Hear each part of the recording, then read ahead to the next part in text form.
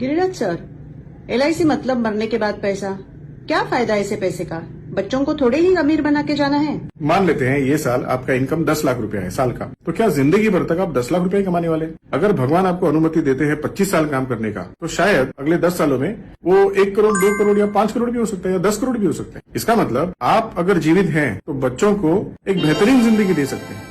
लेकिन भगवान न करे, भगवान ने आपको अनुमति नहीं दी 25 साल काम करने की, तो शायद उनके हाथ में 10 करोड़ छोड़ो लेकिन 1 करोड़ रुपए भी नहीं आएगा। मुझको बताइए, अगले साल का उनका स्कूल का फीस कौन भरेगा?